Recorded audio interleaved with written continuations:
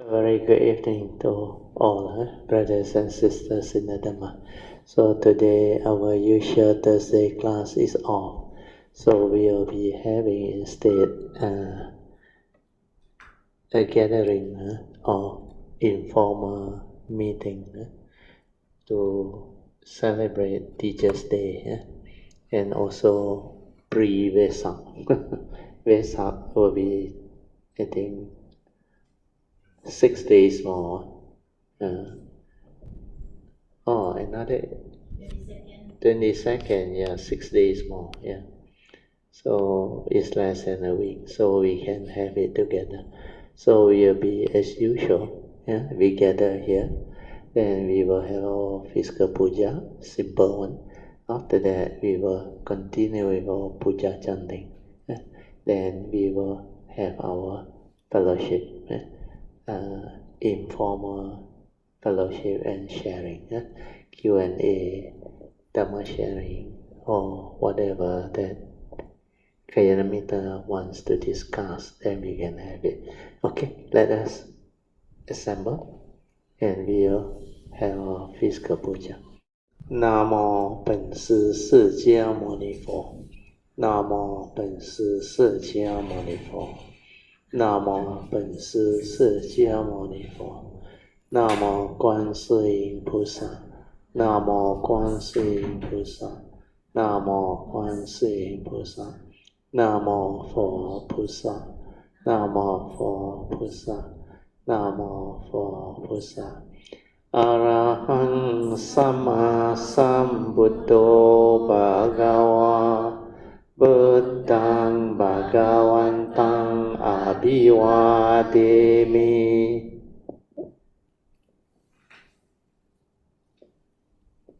สุขะโตภะคะวะตาธัมโมธัมมังนามัสสามิสุปฏิปันโนภะคะวะโตสาวกสังโฆสังฆังนามามิ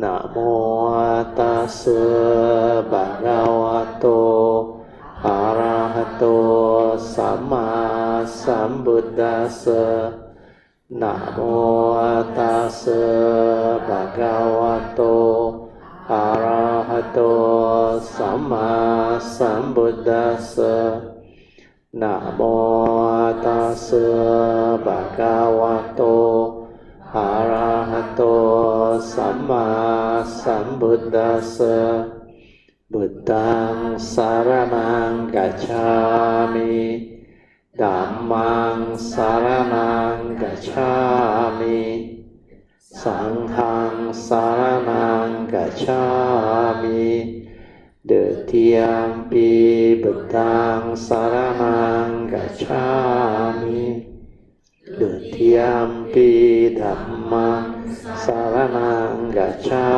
มิดุติยมปิสังฆังสารนังกัจฉามิตติยมปิบุตตังสารนังกัจฉามิตติยมปิธัมมังสารนังกัจฉามิตติยมปิสังฆังสารนังกัจฉามิปานาติปาตาเวรมณีสิกขาปดังสมาธิยามิอาทินาดานาเวรมณีสิกขาปดังสมาธิยามิกามิสุมิจฉาจาระเวรมณีสิกขาปดังสมาธิยามิ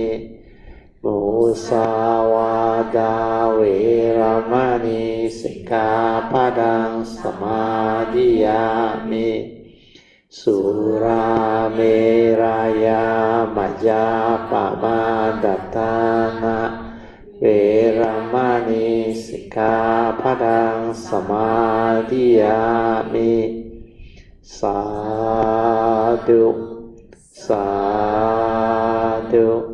sadhu. Okay, let's pay respect to Puja. Buddhang Pujemi.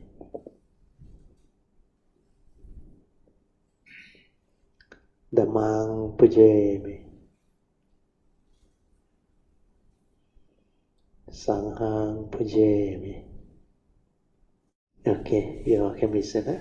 So once again,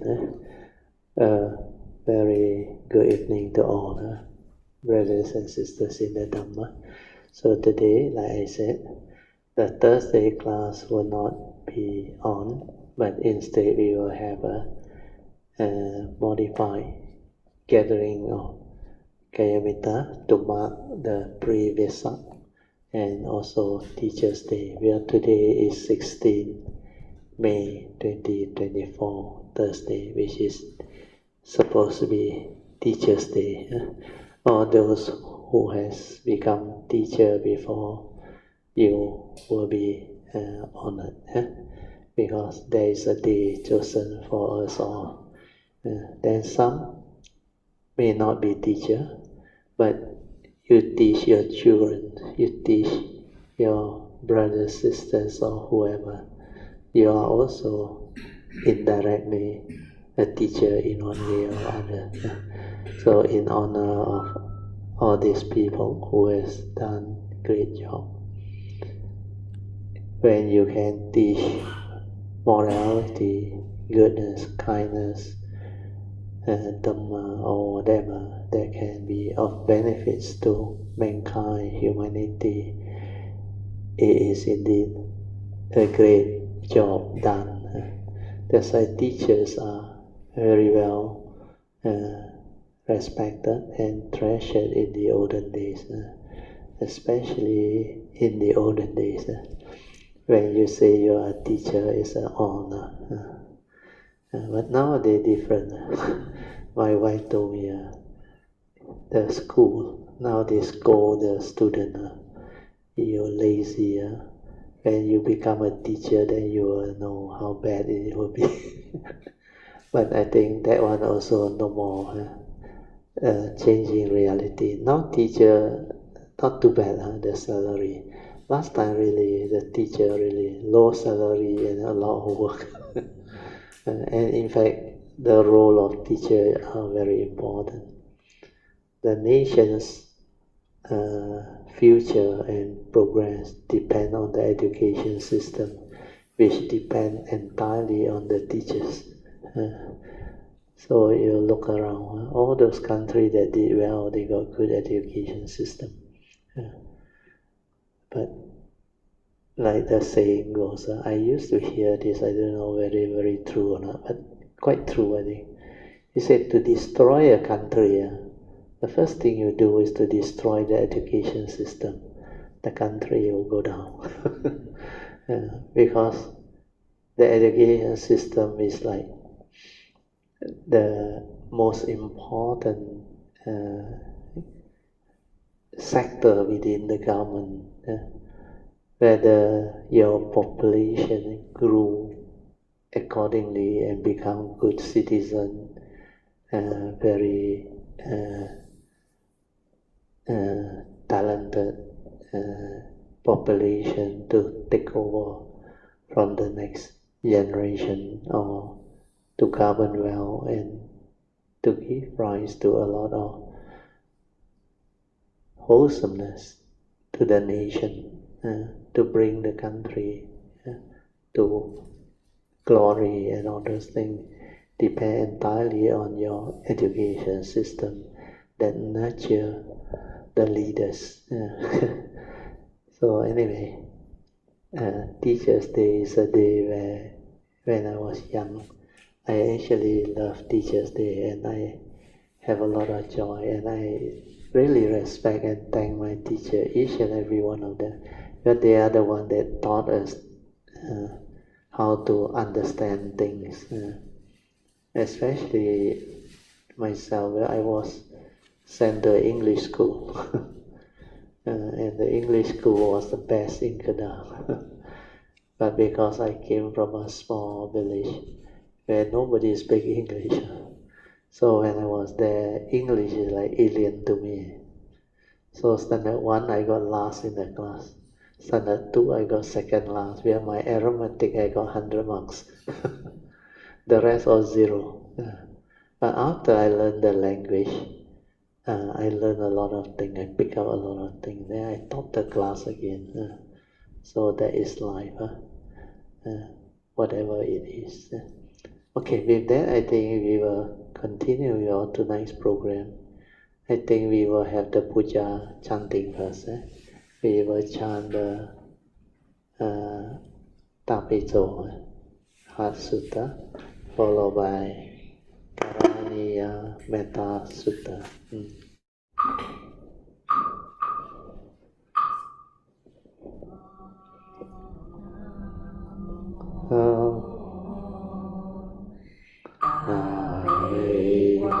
Sis Eng Bee Namo Ta Bei Quan Sis Eng Bee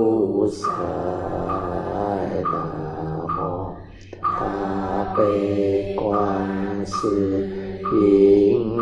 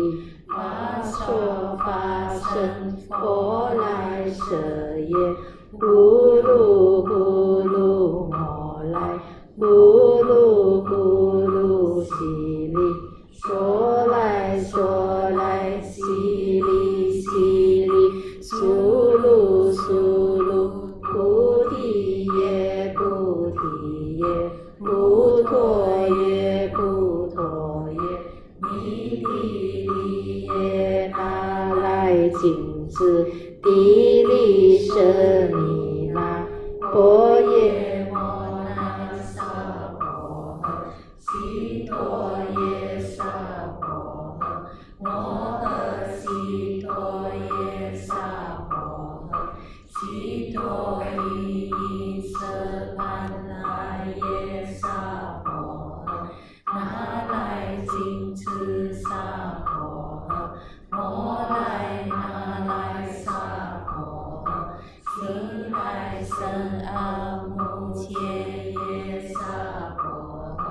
萨婆摩诃阿悉陀耶萨婆诃，遮吉来呀悉陀耶萨婆诃，婆多摩揭悉陀耶萨婆诃，那来金翅班揭来耶萨婆诃，摩婆利胜揭来耶萨婆诃，南无喝来怛来多来耶耶，南无阿利耶波卢揭谛舍盘来耶萨婆诃，安悉颠都曼多来巴多耶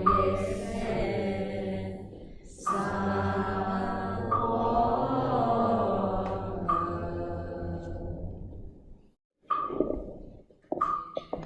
揭谛波罗揭谛波罗僧，揭谛菩提萨婆诃，揭谛波罗揭谛波罗僧，揭谛菩提萨婆诃。揭谛波罗揭谛波罗僧，揭谛菩提萨婆诃。观自在菩萨，行深般若波罗蜜多时，照见五蕴皆空，度一切苦厄。舍利子，色不异空，空不异色，色即是空，空是色。受想行识亦复如是。舍利子，是诸法空相，不生不灭，不垢不净，不增不减。是故空中无色无受想行识，无眼耳鼻舌身意，无色声香味触法，无眼界乃至无意识界，无明亦无明尽，乃至无老死亦无老死尽。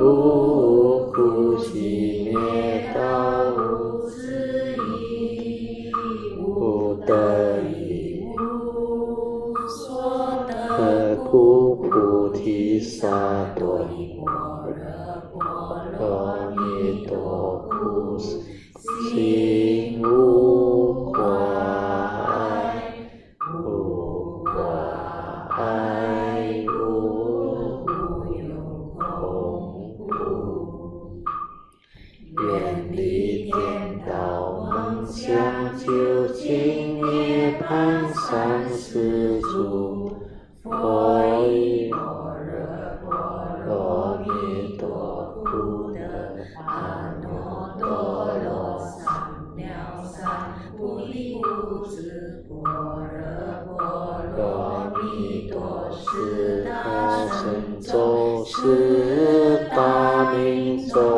是无上咒，是无等等咒，能除一切苦，真实不虚。无所般若蜜多咒，所咒也。揭谛波罗揭谛波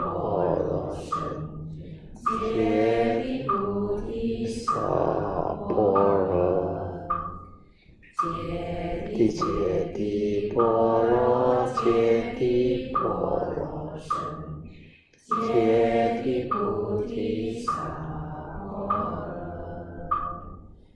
เจติโพโลเจติโพโลสันเจติพุทธิสาโพโร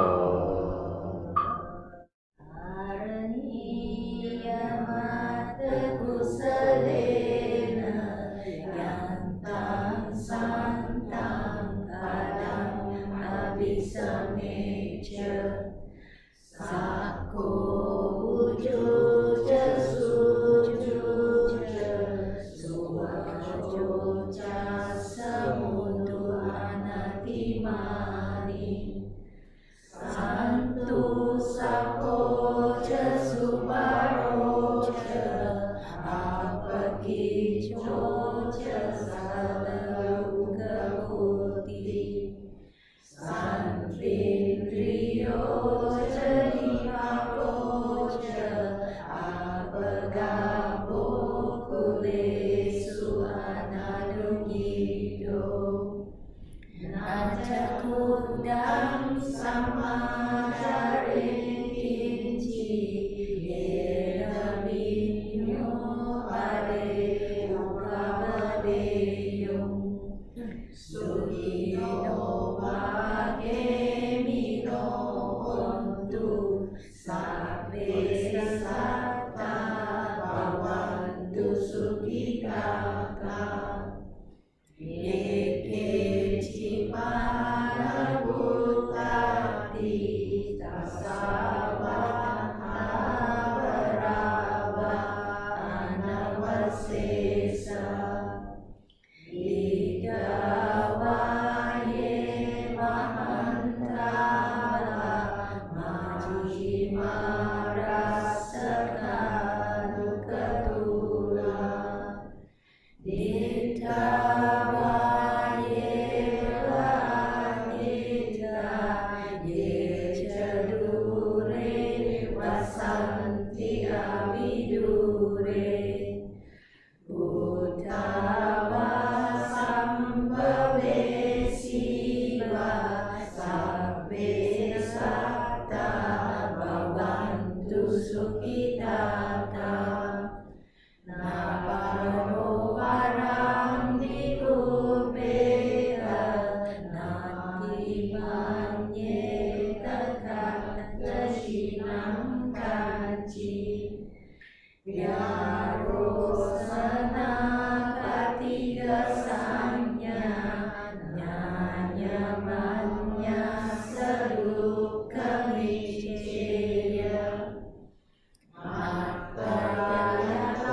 Matayatadiyam Buddha Ayusa Eka Buddha Manurake Evam Pisava Bhutesu Manasambhavaye Aparimanam Metta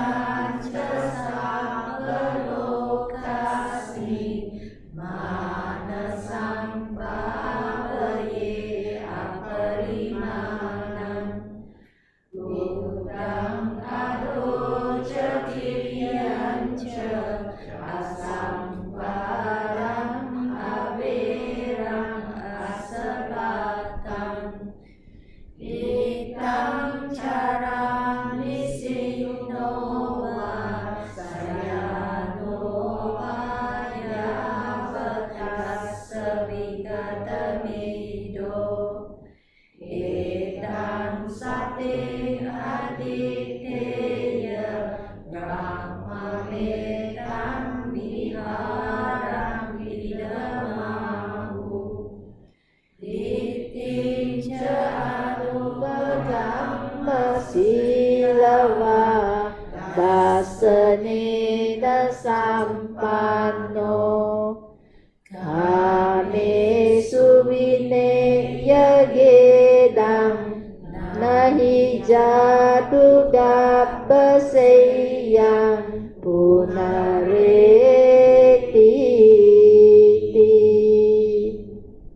Etena saccava vajjena soti te hotu sabbada etena sacca vajjena sabbarogo vinasatu etena sacca vajjena hotu te jaya mangalam. Sadhu, sadhu, sadhu. Okay, very good. Thank you so much. Yeah? So we have finished the puja chanting. We can now start our simple. Pamasri, you want to say something? Yeah, go ahead. Hello. Hello. Yeah. By all this chanting, Yeah. may we wish Ratio, our teacher, Sadhu. Ayu Vano Sukha Pali. Bala, Sadhu. long life, and have Good health, long life, and have many opportunity to expound the profound Dharma to all sentient beings. Sadhu, sadhu, sadhu. So shall we pay our respect to our teacher? Yeah, okay. Sadhu. Sadhu. Very good. Yeah. May I call upon Sister Eng Bee to represent all Kalyanamittas to present the fruit basket from to Brazil. Yeah, together, nói cho trẻ. 2 person together. Together. Together. Come. Sadhu, sadhu, sadhu. Don't worry, this one fruition for all. Yeah, sadhu, sadhu, sadhu. That's why the fruit basket is very good. Face the altar. Yeah, altar. Sadhu, sadhu, sadhu. Very good. Just now I came in, I saw this. I already knew. Put back on the altar. It represents fruition for all Kalyanamittas. When you realize fruition, wisdom dawn upon you.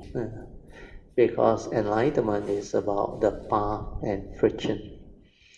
When you are on the path, you already has the understanding of the Dhamma.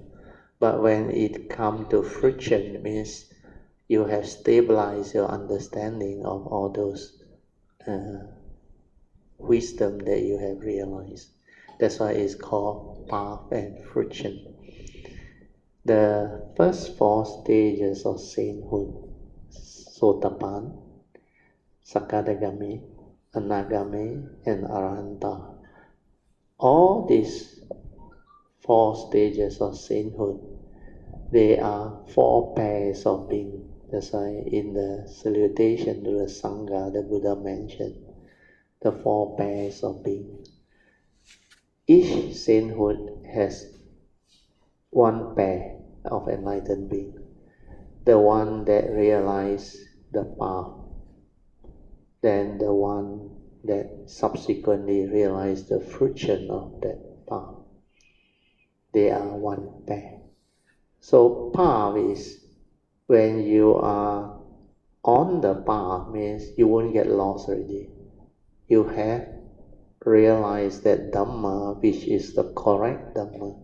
That's why it's called path. Then the fruition of it, that is the stabilization of the understanding. That's why when you walk on the path, you awaken. Then when you stabilize all this understanding, means you have completed the fruition of it. Means like the fruit. You not only have the seed that will ultimately grow and become fruit. And that fruition is the result of that training, the cultivation. That's why when the fruit, you really reach the stage of fruition, even like the flower when they flower beautifully. That initial stage is the most beautiful. Then like all things, after that it decay. The decay part is the form and mind, understand? But the wisdom that is with the enlightened being never disappear. Even though we say never disappear, it's only that form and mind that realizes it at that time, that segmented life.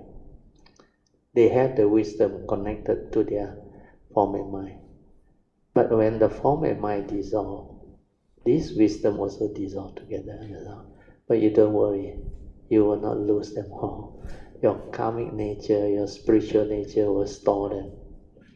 And when your spiritual nature store them, you need another form and mind to arise, connect again, then only you can inherit. Otherwise, initially it's more gradual. You have to go through the karmic support. So normally the karmic nature with the karmic support, you have gone through the enlightenment or realization before, then you would have that understanding that actually develop into very special adhitan or affirmation or vows or whatever that can actually help you to deliver the karmic nature, which is very special. That's why I realize even this life, the segmented life that comes, I no need to do anything. No. Everything has already been already mapped out. Then when this segmented life arises, it just echo and flow. Then everything just come to be. That's the power of understanding, wisdom born of cultivation and perfection. When you develop it higher and higher, more and more stable, your understanding becomes very different. Then when you come, your nature very different, very special. That's why the form and mind are like, no need to do anything, everything already taken care of, like I used to say. But most people, before you realize the enlightenment and have this nature, you are like a normal Puthujjana, that one very pitiful. You, like the saying goes, gong gong lai, gong gong tua, gong gong chia, gong gong si, everything also gong. That one suffer a lot. That one, you are at the mercy of the law of karma. And when you live life without understanding that law, you can just imagine for yourself how dangerous that type of life is. That is what the Buddha called heedless living. When you don't have the yoniso manasikara, the heedfulness, the wisdom, you will lead a heedless life. And that one, a lot of suffering, a lot of entanglement. Maybe certain life you got certain good dana parami. Then when you come, that dana parami come to fruition, then suddenly you become wealthy. But you also have a lot of nonsense. You also, not through the righteous way, you acquire your wealth. Then you do all the generosity. Yeah, it generates, but you will lose it back. Because this is what you got hold of through illegal means or non-proper ways. So easy come, easy go. Then sometimes because you cause so much suffering to living beings, when you lose them because of your delusion, you attach so much to it, your feeling, your emotion, everything. The mental breakdown will cause all the suffering that you have caused to other beings in the past. So all this is karmic. So you play the game of duality, born of karma, like Brother Song in the previous book, the sharing. He said, when he saw all this Dhamma, how they are connected, Then he realized living being is like, before you have the Dhamma understanding, you are involved in a lot of coming activity, the game of duality. You keep on oscillating between your like and dislike, pleasant and unpleasant experience and all those things. Yeah. So this is why the Dhamma is very important. With that, maybe we now open up for discussion or sharing. Any question or any topic that you want to share or ask me to elaborate on, you can. Just raise your hand. 2017. There's a calling that I must do something. I need to find a Buddhist center. Sadhu. I do not know where can I find a Buddhist center can have English. Why I go is all Mandarin. Yeah. So I've been looking for a year or two, and I didn't know every day I pass by the road, there's the SJBA. Yeah. Sadhu. So one fine day, my friend is a Christian. Cindy, you know that the SJBA, they teach in English, right? Yeah. The next day I went in, 31st July. Okay. Sadhu. The secretary of the day said, I'd like to be a member. I just said, how much? $100. Okay, I pay. So that day is a Monday. I said, anything else I need to do? Today got meditation, so I went up meditation. I don't know anything. Yeah. Started from there, Metta meditation. Yeah. So I've been practicing since then. Sadhu. I drove my car all the way to KKB. I got KKB. Yeah. Retreat. I have no idea what it is about. They said, you must go for interview. I said, what? They said, not for interview. Interview for what job? I was so surprised. I don't know who to ask to. I don't know anybody there. I just walked in. Sadhu. Since then, I was, trying to learn. But of course, 10 days meditation in noble silence. Yeah. I came out, I feel different. The outside world is so different. The inside meditation is so peaceful. Yeah. Since then, I've been practicing Vipassana, Metta. But lately, 1 year ago, I said, I'm not going anywhere. Yeah. Why people ask me to sit? And when I'm thinking, just thinking, I said, why should I be thinking? I might become my mind. So I said, I wish every day I pray to Buddha. Can you please show me the middle path? Sadhu. Who am I? I said, who am I? I keep on asking myself, who am I? What am I? Sadhu. Very good. Like my prayer had been answered. Yeah. Sister Eng Bee. Thank you so much, Sister Eng Bee. And I started chanting. The chanting. Oh, very good. Sadhu. Chanting helps a lot. Yeah. It calms the mind. It calms you down, and the vibration actually sets the condition for you to come back to the teaching. When these are the vibration in the past, when you are involved in the cultivation, you hear them. And these vibrations are the thing that actually trigger off the condition for the past to come back to you. I remember when I was first day at the uni, after I met Chief Reverend, then I went back to my room, 4-hour meditation. I don't know how to meditate, but first time I said, to me it's about half an hour, but when I look at the watch, 4 hours I've been sitting there, and my mind transformed, becomes so calm, so still. Then I don't know what it is. Then I tell myself, this must be it lah. So we are also lucky, took down the address of Chief Reverend, So I make it a point to visit the temple. So the first day I got my motorbike from Alaska. I drove there alone.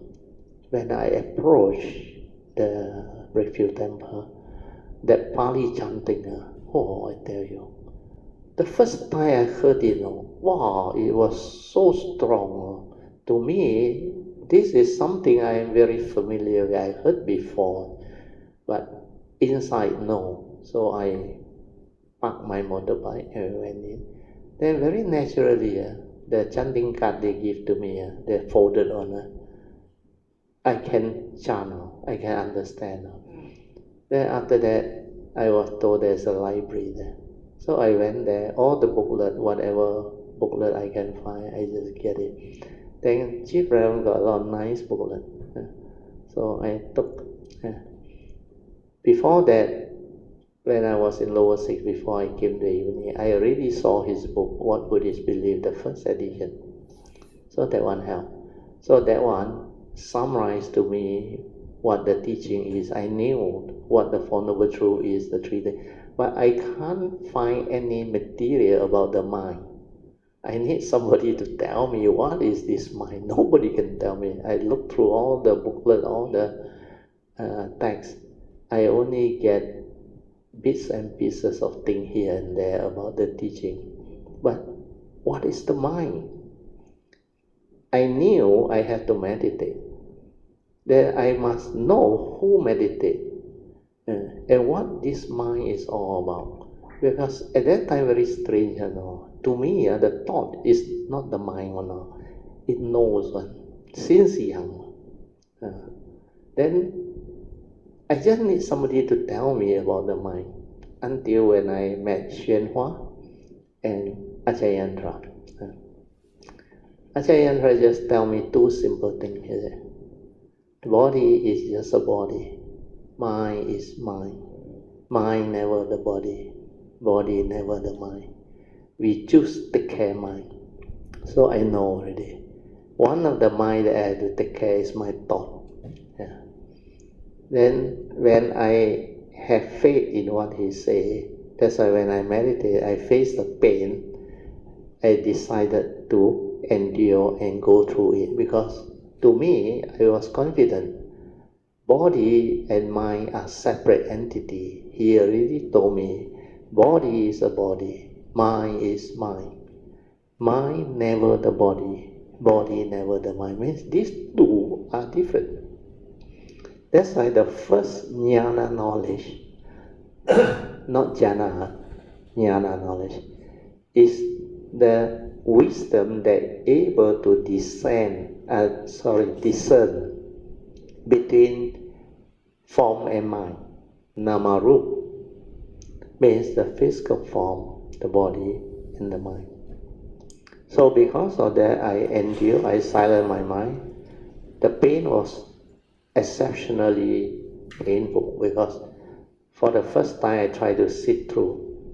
I think after about almost 2 hours, it was really painful. Normal people cannot bear, but I determined. I realized. Then suddenly it flashed through. Then this bright light here at the mind. Then very strange. After that so-called sensation, the pain, all gone, completely gone. Then I say, what is this? Then I decide to investigate. So I use the awareness. I didn't know that one is the true mind. I went down to check. Then I saw all the things without word one. You all call pulling sensation or what, but without word one. Just that thing, the movement inside there. Then that mind is separate from the body. That thing that creates the pulling sensation, which is supposed to condition your so-called painful feeling or one, that one is separate one. That's why later on I knew what the first jnana is. The mind and the thing, the two different ones. Totally different. They are separate. Then once I know that, I develop understanding. That's why I dare to go in. Then after that, when I heard from Achayantra, the highest meditation, I developed the daily mindfulness. Then my sati came. Then when my sati came, I knew what sati is. That's why it became very different. Then from there, I developed the progress. Then later on, naturally, all the understanding came back to me. You continue, Sadhu. So I'm not a sociable type. I go to temple, I keep myself, because I think that I don't know nothing. Even though I go meditate, I learn nothing. Yeah. You will know you did progress. Where am I going? I lost. I'm very lost. So I observe. So I observed Sister Eng Bee. What I observed her, but she didn't know because she did me chanting. I said, this is what I want to be. Yeah. The way she cultivates, the way she behaves, it inspired me. So that day I asked her, who's your teacher? I want to follow you. Yeah, sadhu. Then she mentioned the yeah. King. Because you see, otherwise when you mentioned I went, wait. and I'm just, I told you, yeah. right path already. Yeah. Whereas the moment you came, the Dhamma you listen is so different. It's so easy to understand. Awareness. Yeah. So the thought is our enemy, the mind is our enemy. Yeah, because when you don't know what this thing is, it will delude you. Just open up like that. Oh, Yeah. Because the awareness that can be aware of all this movement is the nature that can understand and awaken and break free. Without that, you cannot go beyond mind, beyond thought. You cannot have that clarity. Where we can only do one thing at a time, human being. Either you are silent completely without thought, then your awareness nature there, then you can observe and understand all the movement, the activity, the manifestation. If you cannot be in this state, means you are lost in thought. I always remind myself, live for the moment. Stay within the moment. That's why they call it the present moment awareness. And Eckhart call it present. Develop the ability to stay in the present moment. Means there is this present moment awareness that can make you aware. When you are aware, you are sensitive. You are not lost in thought, preoccupied in the thinking, distracted by the fear, worry, anxiety, the emotion. But thought, where you cannot understand thought creates movement, project into the future, recall the scars of memory, the unhappy past. And a lot of video is a very good description. But this one is like you go to the cinema, all the light and sound, they created the movie like very real. But when the show ends, when all the light is already, the white light come back, you look, the screen is just a blank screen.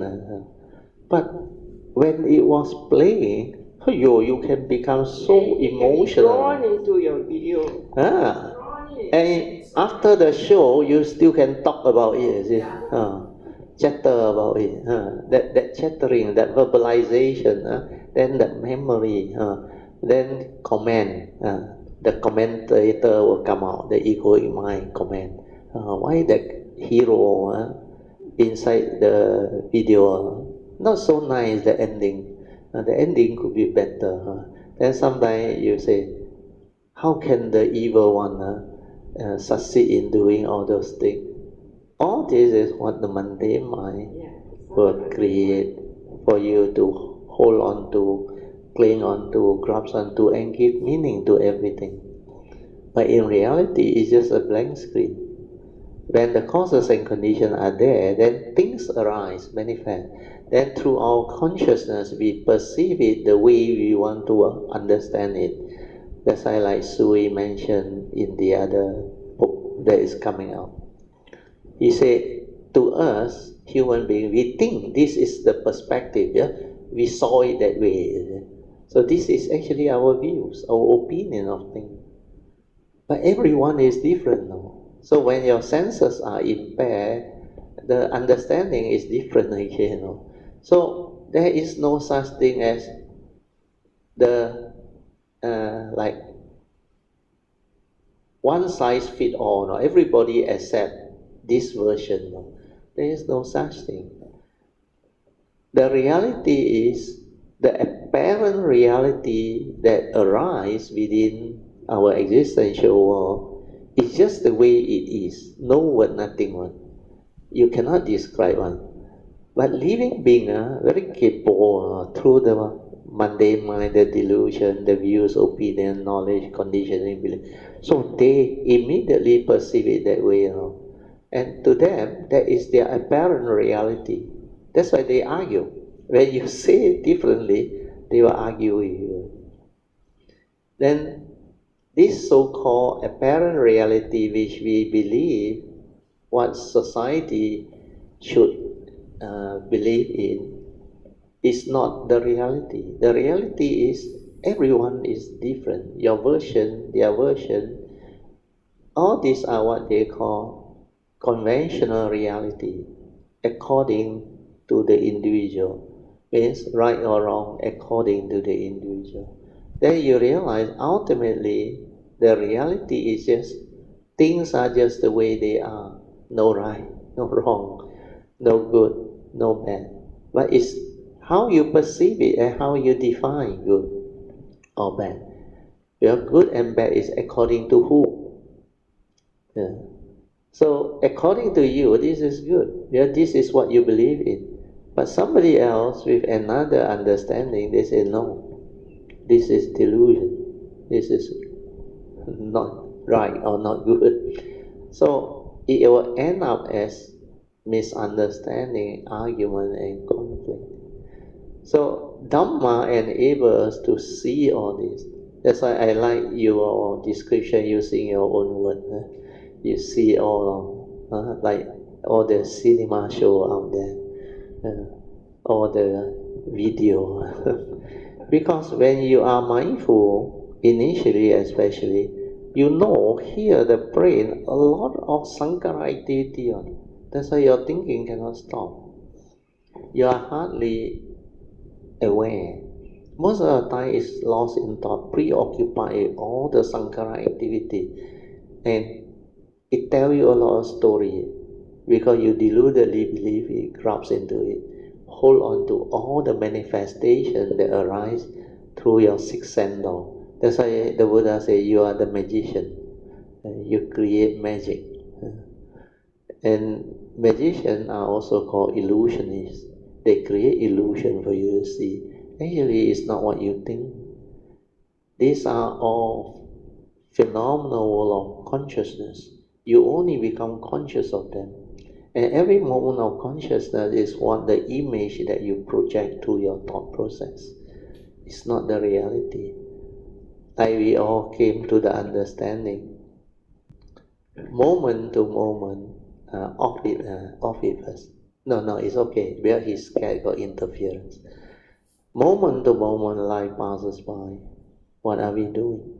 If you ask that question, then the answer will come. Because the thought is the one that creates the illusion of time. They create words, past, present, and future.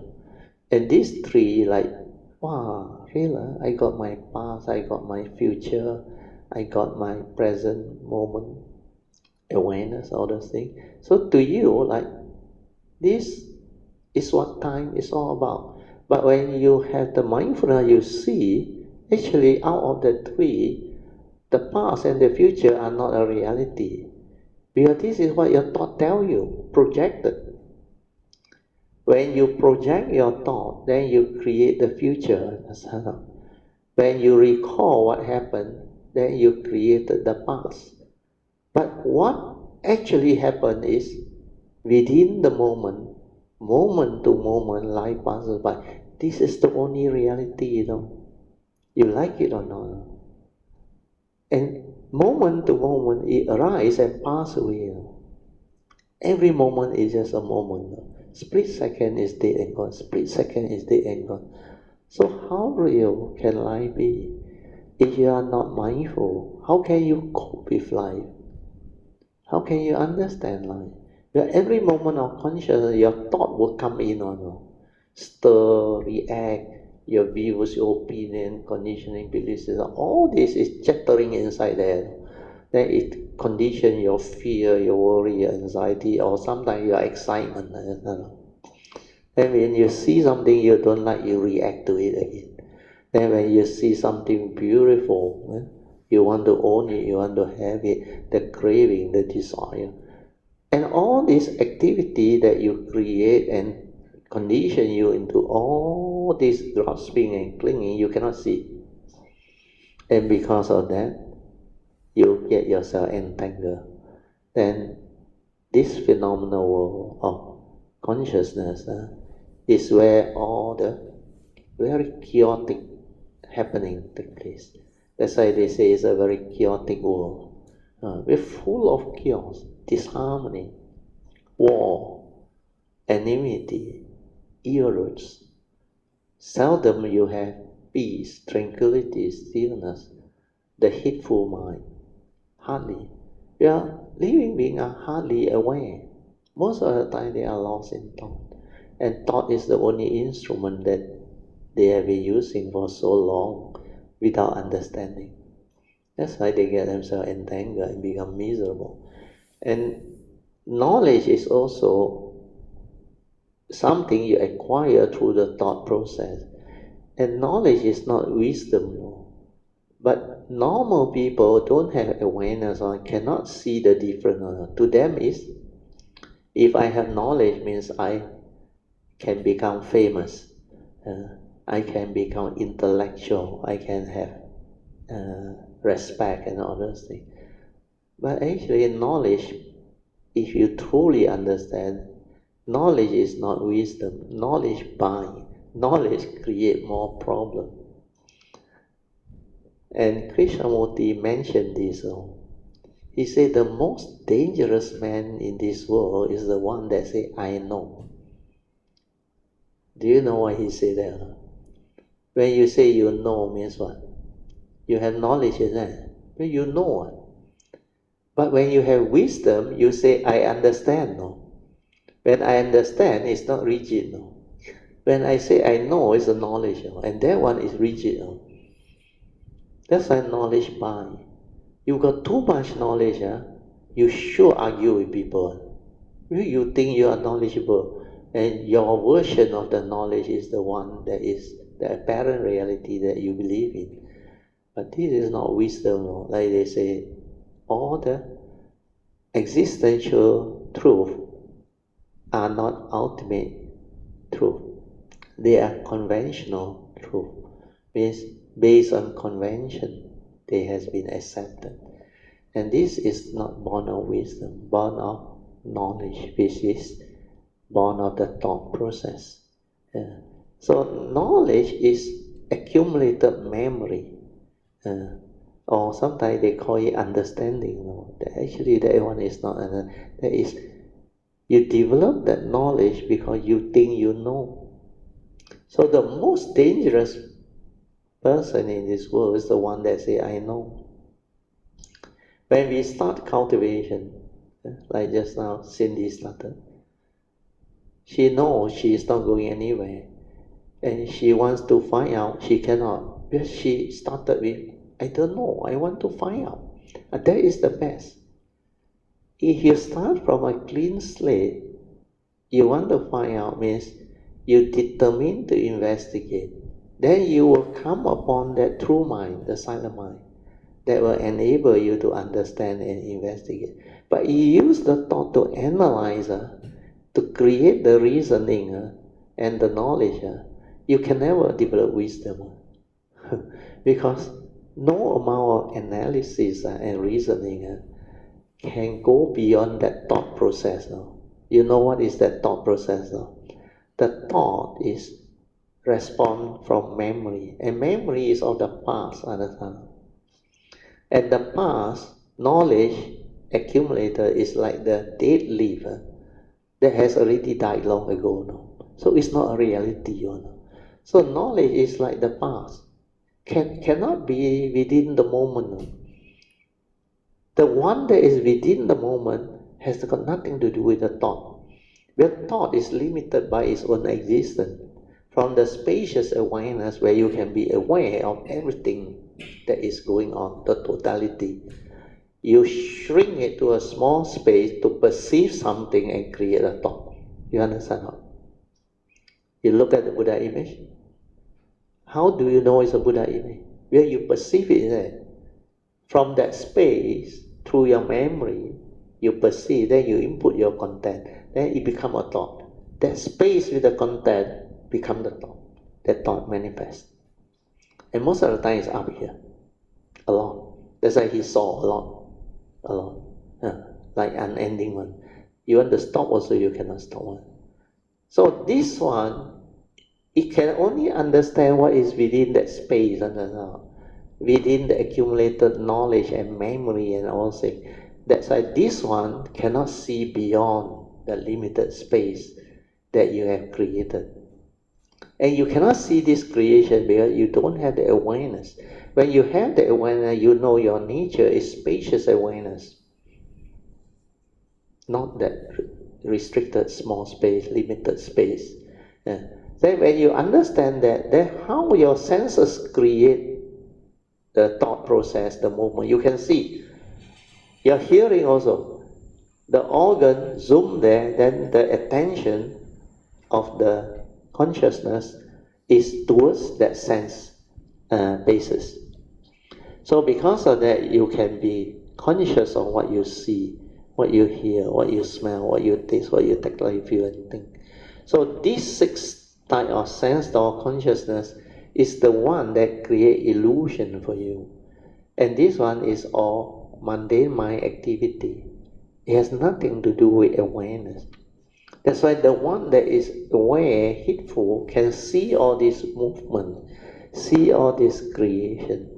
You can be at the moment of contact, at the moment of consciousness, then at the moment of content of consciousness going in, how it retrieves from memory and how through the views, opinion, conditioning that you accumulated, how it goes in, then how it stirs the mind according to your own conditioning and belief system.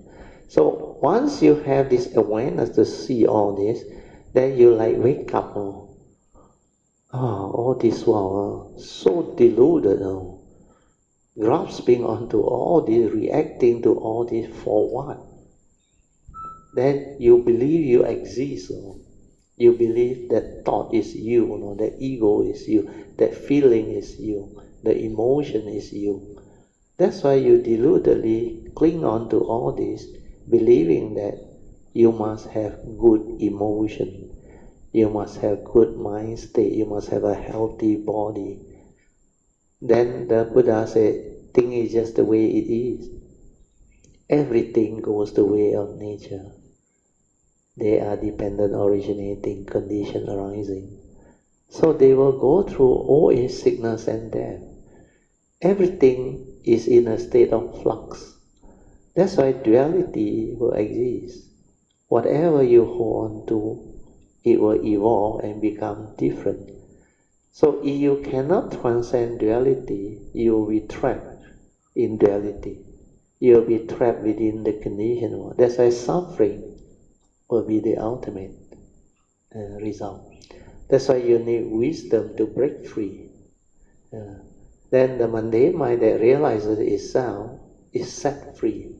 Where it sees the illusionary consciousness, all the mundane activity and creation, they are not a permanent, unchanging entity.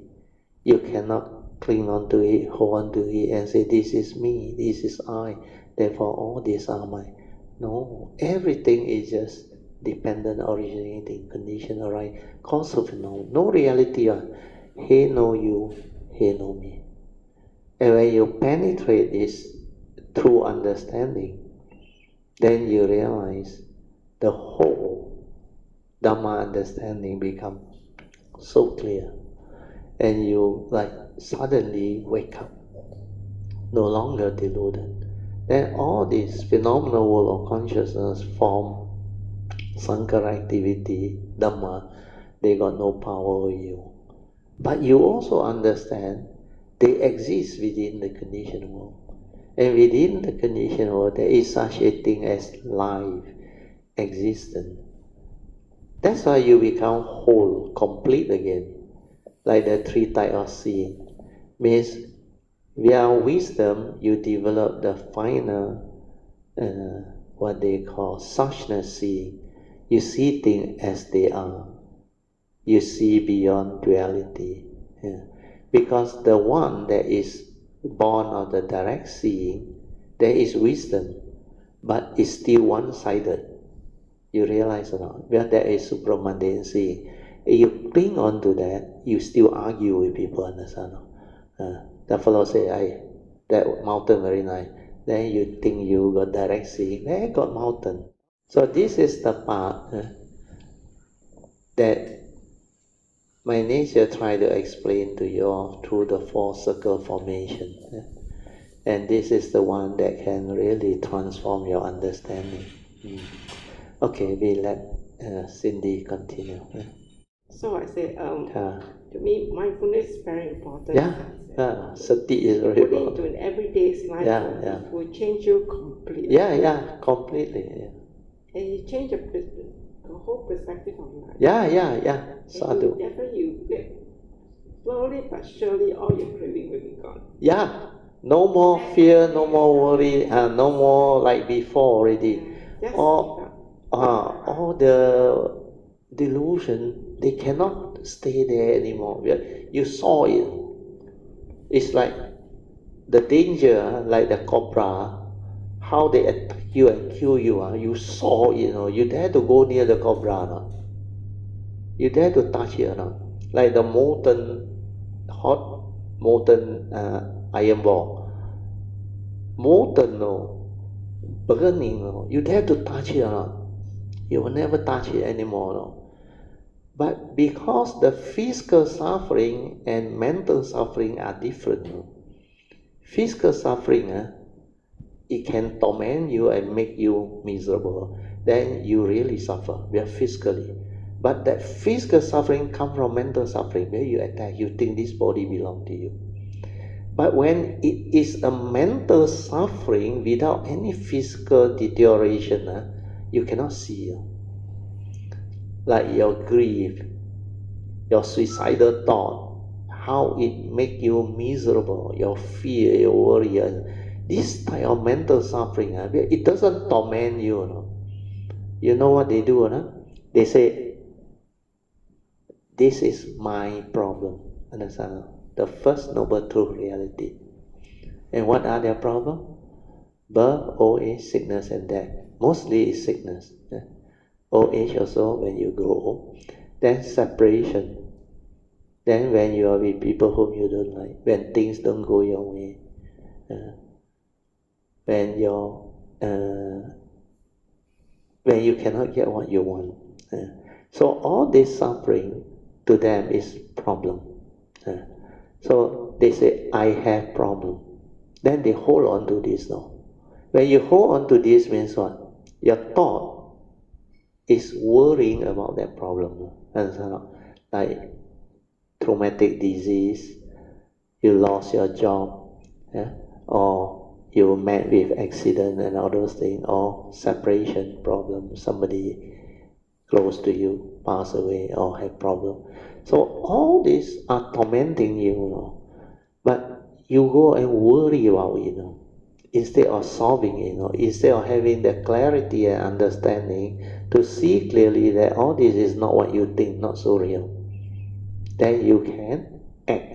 But they cannot see, so they panic, they worry, they hold. The more you hold, what happens? You cling on to it, that thought keep on repeating itself. That's how you get into depression. They say the cocoon of thought keep on repeating. Then the more you hold, the more intense it becomes. So it triggers a depressive mental emotion. That's why they call depression. Then that depression will come out with suicidal thought. Might as well die. What for? Life is not worthwhile. Why is the world like that? Why is God so unfair? So the thought keep on telling you all this nonsense, because you're holding on to that. People having problems suffer a lot. They become depressive because they cling on to that problem. They worry about it. If this is burning you, tormenting you, why must you hold on to it? Do you see the delusion? Why can't you just put it down? Yeah? Put it down. Put it down means what? I don't worry about it. I don't hold. Not to say the problem will be gone. No. The only difference is now I don't hold. I don't hold, it don't torment me. Then what happened? Means I don't go worry about it. I don't have fear, worry, anxiety. I develop understanding to calm myself down, to find out what actually happened. So that I can understand, then I determine to resolve it by working on the solution to amicably resolve all this. So when you do that, what happens? Your mind state becomes very different now. There is no fear, no worry, no anxiety. There is clarity. Then through that clarity, you can understand now. Then you ask, what actually happened? Oh, the doctor say diagnosed, maybe got cancer, terminal, what stage or what. So what? If I don't panic, I receive this news, I accept that reality. But not only me, anybody who don't take care of their health also will have this, understand? No? That's why it's dependent originating.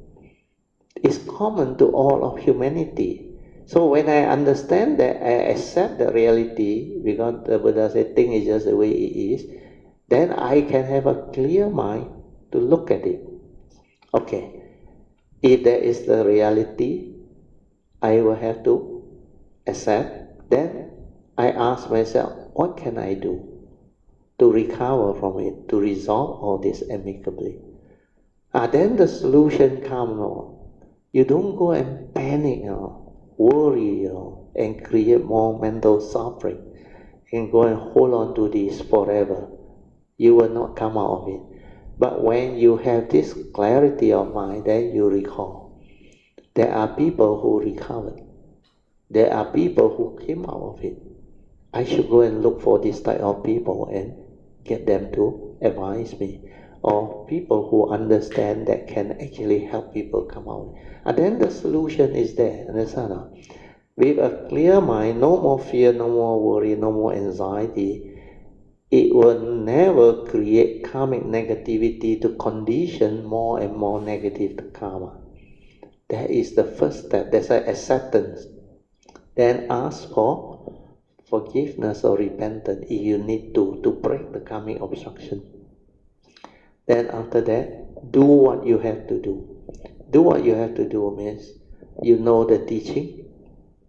You have to follow the advice of the Buddha to reverse all this. Then vow not to repeat all this karmic negativity. Means you have to keep your precept. You have to learn the teaching. Then you have to cultivate more and more wholesomeness. Then meditate to realize the wisdom, the Dhamma, to free. Then invoke power of merits for turnaround. And these are solutions that is within everyone's capacity to develop. And this is what Dhamma is all about. That understanding can free you and transform the individual so radically until you are most amazed, like what just now Cindy shared. You become totally different. Because the moment you see it, you understand it, you are no more so foolish to go and hold, to go and cling. Because these are all Sankara activity. Sankara Ananchang, come and go. Arise, pass away, gone. Any reality or not? Why you go and deludedly allow your thought to cling and hold and worry and develop all this unnecessary mental suffering, physical suffering, and chaotic world for all of humanity? So when you have this understanding, the understanding completely reverse and transform you, then you can free. You can actually free. The mind that has the wisdom that realizes this is liberated. That's why the mind that is liberated is no longer deluded, no longer entangled. It cannot hold anymore. It cannot go back to the old way anymore. Because it sees the danger of heedless living. And then it determined to be heedful, to be aware. That's why he will cultivate, he or she will cultivate. And the whole understanding of the cultivation become very different. No more of the deluded thought-based approach to think already. You will develop the inner awareness. And the teaching point directly to all those things. Heedfulness, heedfulness. And it's so clear. The heedful never die. The heedless are as if dead. And yet people cannot understand that part of the teaching. And the Buddhist community very strange. All of the so-called practice, meditation and teaching are still towards that traditional thought-based approach, not realizing that sati is not what they think. Sati has got nothing to do with knowledge. Sati is the awareness nature before the mind create the thinking, the aggregates of mind before they arise. That is your true mind, your original mind, your nature within, that spacious awareness, that nature. And that nature is not a being, it cannot come out and live life. So all this, not until you can be with the awareness nature, you cannot understand it. But they are just words. But when you realize that, when you've gone through that transformation and saw it, then the understanding completely change and you become very different. So this part, work on it. Sorry, Cindy, you have to continue. I interfere too many times. Yeah, you already said what's in my mind. Yeah. So I must say sadhu to Yeah. We all Thank you should so rejoice. much. Yeah, thank you. Rejoice in your good sharing. Joyce just came in, Joyce? You got anything to add or share or ask? Not at the moment. So what brings you here? It's Teachers' Day, so I'm here to celebrate Yeah, sadhu. for many years. Yeah. I'm getting as old as you. Yeah. You can also share your what macam, that retreat that you wrote to me, the fruitful retreat. I've forgotten. You want me to read out to you or not? Perhaps. Good. Okay, I read out to you. This one is very private one. Already you say it's very private. You read it. But now got permission from her, so can read out. And she wrote to me, don't tell anybody. Keep it to yourself. I kept the promise. That's my brother too. 28 March, date also got 2024. Brother Teo, I'm in Wat Ma Cham for a retreat at the moment. It ended yesterday. I had a good and fruitful retreat. My deep gratitude for planting the Dhamma seed in me in the early days, early part of my spiritual journey. This has indeed changed my life, changed my life, and opened up new horizon for my cultivation. And that day he said, today is Kuan Yin Pusa Enlightenment Day. The best gift to a teacher is to put his teaching into practice. Sadhu. Then he said, hence, I would like to offer and share the merits in my practice to you, wishing you longevity and good health, so that you continue to expound the Dhamma for the benefit of many for a long time. Sadhu. May you attain, he used Nibbana, soon as possible. Sadhu. So I rejoice. I told him, rejoice your good cultivation too. Then she said, good morning, Brother Teo. I just got back from Bangkok. Are you available for breakfast tomorrow? See, she very fast, very good. Every time come breakfast, she learn a lot. We will share Dhamma, we will discuss. And she has improved a lot. She is good. Okay, back to you. Now you can recall that. You can share what happened. The fruitful transformation. I can't really recall. That is a good news because it's not from memory. But sometimes when the condition is there, it will come back to you. Yeah, generally because I think that particular retreat was an online retreat which we organized for our Majan. And when it's an online retreat only, basically there are not many people in Majan attended in person. So I actually purposely chose this time to go because not many people. And also I have some time to myself. I don't have to worry about other retreatants or whatnot. So I think the atmosphere and the having time to settle in was also something that was good. When you're not too busy in physically and mentally as well. So I think that kind of like help you to settle down for your bhavana much more easier. And because Bhamajan has a Kuan Yin there, Kuan Yin Vihara, so I go there quite often to do my chanting. And also we got to get up very early in the morning, and we go for the morning chanting as well. I basically follow the retreat proper quite closely, and that kind of like sets you up for a good retreat. Hopefully you will get a good one, and not chasing after anything, not expecting anything. A more relaxed environment. So you kind of like flow with it. The setting there is very good. That Wat Machan, a lot of good vibration there, especially near the Kuan Yin place.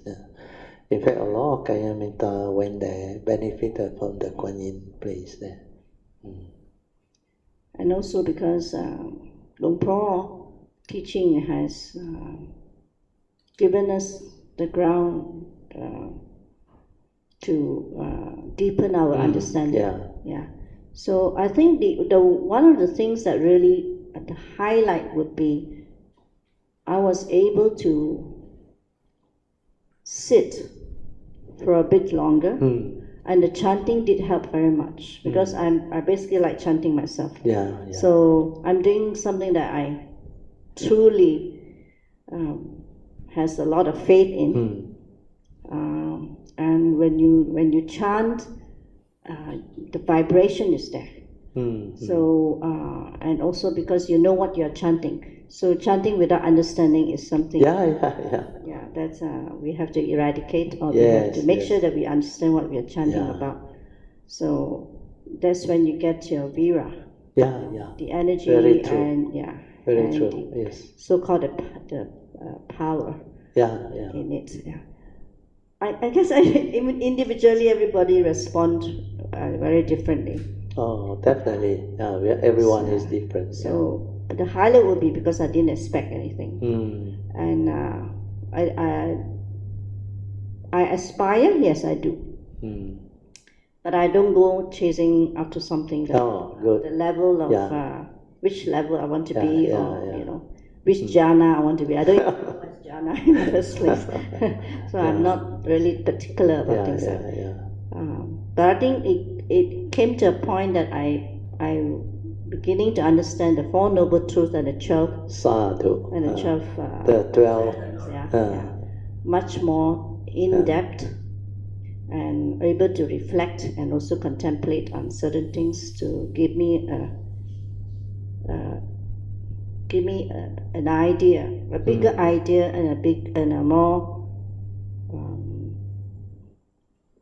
wider, deeper understanding of the Four Noble Truths, which will lead you to the Eightfold Path generally. So I think Dharma is all about that. to simplify, simply put it into simple words, I think that's where I will have to work on and continue to do so. Sadhu. Very good. Okay, who else? You can ask any question or share anything. Yeah, today is informal, just fellowship. The Teacher's Day is a day when you can tell your teacher how much you have improved. Yeah. Or how much you have progressed. Yeah. Like Pamasuri said, it's an occasion for fellowship where you can express your gratitude, pay your respect, and develop the joy. It's only through all this sharing that you develop more stable understanding. Because on your own, when you don't have that, what they call condition to develop the strong faith, you need Kalyanamittas. That's why the Buddha said Kalyanamittas is 100% of the holy life. Without Kalyanamittas, you cannot. Even the great beings, the Buddha, the Bodhisattva, they are the best of all Kalyanamittas. So without them, we cannot have what we are capable of to realize and achieve. So all this is because of Kalyanamittas. And throughout our spiritual journey, we encounter a lot of Kalyanamittas. Of course, if you have the understanding, then you can differentiate between the real one and the one that is not so authentic. So all this are what cultivation is all about. As I make full use of our this gathering, which is coincide with Teacher's Day, to express whatever you want to express, and this is a very good occasion. Eng Bee, Sadhu. First of all, I would like to express my thanks and very grateful to Badiu's teaching for the past 15 years, since the year 2009. Correct. Yes. Without Badiu's simple, direct teaching, I think many of us are still repeating teaching. Correct. Repeating teaching. Yes. Many of us will still, searching in the dark. Searching in the dark.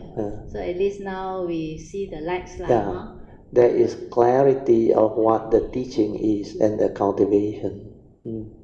Where in the past, a lot of them, they actually go after the Dhamma knowledge, the theoretical Dhamma, and they got a lot of this type of teaching around. But you look back, most people will come to the realization towards the end, just like what Cindy went through after following for so many years. Like, you are still nowhere, so the understanding is still not there. And that search is like create the urgency inside. That's why he prayed to Buddha or Kuan Yin, I forgot already, and it was answered. Then I think the savior was Eng Bee. He saw the role model. Then she developed that faith. Then she decided to learn chanting. Then he asked Eng Bee, "Who is your teacher?" That's why after that he go and listen to my video. Then he developed the understanding and the interest. Then Eng Bee brought her to my Tuesday class not long ago.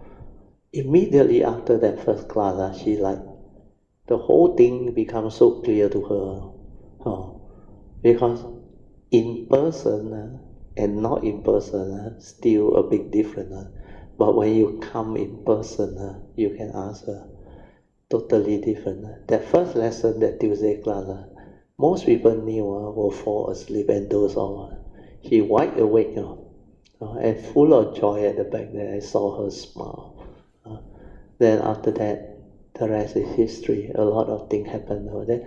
Every session now, you ask Jin Hao and my daughter, either Zoom or they'll come to physical class.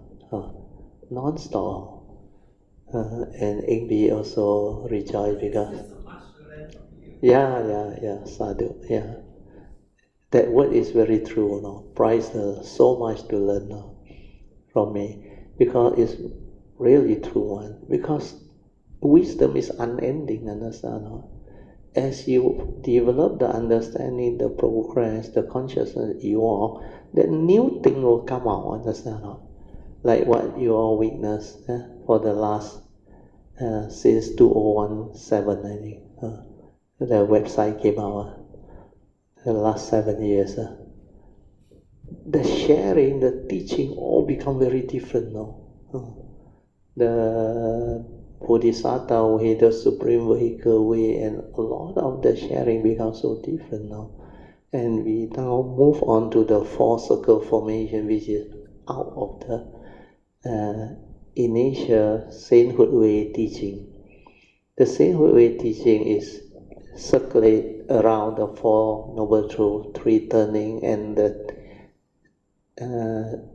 Dhamma that spin off from there, the essential Dhamma, like the three evil rule, the five spiritual faculty, the five mental hindrance, and also the Paticca Samuppada, the dwelling and all those things. Then sati, mindfulness, heedfulness. But the one that talked about the pure awareness nature was not in the superficial preliminary sainthood way teaching. That's why later on, all this sharing about how we come from the source. Then how from the source, the first thing to come out is our pure awareness nature. And this one, all meditator is trying to search for this, and they cannot find. That's why Eckhart also share present moment awareness, the state of present without thought. Krishnamurti also talk about awareness. So a lot of this new teaching, they centered on that pure awareness nature, but they cannot describe it so clearly like what we have shared. So from there, how the five aggregate of form and mind come to be is all explained. Then how from the five aggregate of form and mind, the phenomenal world of consciousness existence, life, how they manifest and become what it is. We call it existence, society, and all these things, humanity, living beings. So all this is what the teaching is all about. And this teaching, like those who understand, even Cindy know, there is so much to understand, to learn. Because as you go into the cultivation of the pure awareness nature, there are so much more things.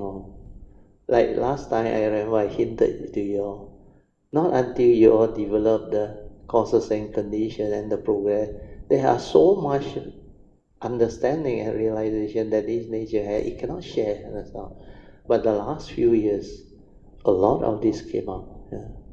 Then now, when you all can understand this, the next phase is going to be even more fantastic.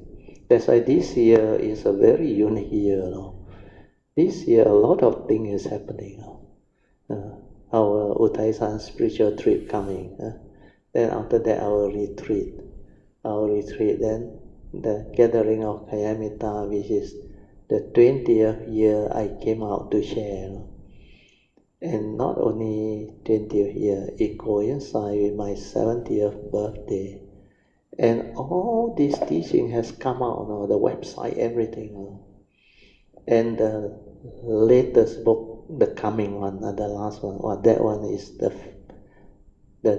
you call it what, the finale, where the whole teaching come out. And you read that one, I tell you, you have a lot of joy. And that one is sound. To put it into words, simple English is not easy. When you read that one, you will understand how to develop the pure awareness nature very easily. Because we were lucky we have Zhou to help us with the English. Her English is very good.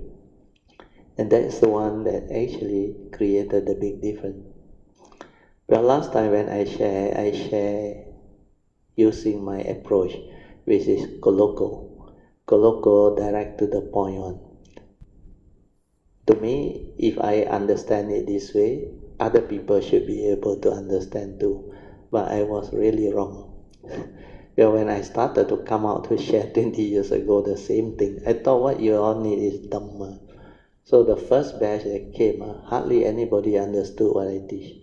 Then that time, after about a year or what, I say, anybody who can understand 10% of what I share here already very good. Hardly anybody believed that statement. Until later, then only they realized what I meant. So at that time, the teaching couldn't take off. Because at that time, hardly anybody understand. So I need to reverse what I share.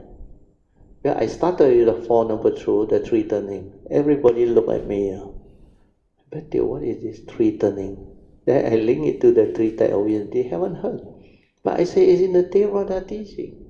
Dhammacakkappavattana Sutta, the first sermon. Then that one, avoid the two extreme, transcend duality, everything. So that time I want to share all those things. Nobody understand. Hardly anybody understand. So finally I got to reverse it out. Then I go back to basic. That's why I go back to Four Noble Truths. Then I go back to the basic Dhamma. I keep on repeating the greed, hatred and delusion. The five spiritual faculties, the mental hindrance. Then anicca, dukkha, anatta. Then sila, samadhi and panya. Then puja, everything. The importance of cultivating the devotional practice and all. So we need to go back to all those, like the kindergarten. Need to teach you ABC, form word, then sing song. Then after that, share the teaching. And the teaching is all very basic. So it took us quite a while. And that time, sati, I cannot say too much. I just say sati. I use back the same Pali word, sati. But when they use the word mindfulness, I also have to use mindfulness. But I say mindfulness is an awareness before the knowing. I define it very early days, but hardly anybody understands. Then when I say, don't use thought, everybody look at me. Don't use thought, then use what? Nobody can understand at that time. So it has really transformed, especially the last 7 years. Yeah, Eng Bee, sorry, you continue. It is whatever radio said direct from your heart. Yeah, That is the Dhamma that we correct. You learn and you receive. Yeah. Well, that one you cannot find on. I realize book also don't write on. So it doesn't matter whether it's colloquial or not colloquial. Yeah. Correct. Straight from the heart. That's why that book, the unique code, straight from the heart. And I call it unique code at that time because I think only Eng Bee understood its significance at that time.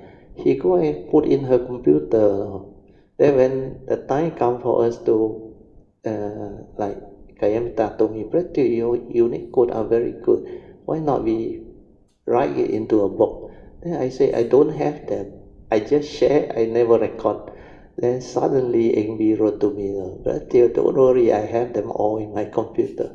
That's why he sent to me. Then I realized there are 160 of them now. I also never knew I created so many codes. And then I was looking for the title. What type of title? That's why finally I zoom in on straight from the heart, like Eng Bee say, because it's from there it come out. And these codes are really unique one, not ordinary code. Because every of these unique codes are point towards that nature one. Do you realize that? Point towards that nature one, that silent mind. How to understand that and how to develop that. And these are the hints that I've been passing around in every sharing and every lecture. but hardly anybody got it, except one or two Kalyanamittas. One of them is Eng Bee. She very discerning. She knew these are beautiful things. That's why she actually copied it in and kept it in the computer, the file there. And it's like meant to be, you know. Without that, I don't think this book will come out. You ask me to remember, I cannot remember anything. Whatever I share, there and then is gone. And I seldom write it down. In fact, a lot of the things that I share, you can find it everywhere. But when I read it, I will remember at that time why I share this. But before I read it, I got no idea. I cannot recall at all. But that is what Dhamma is.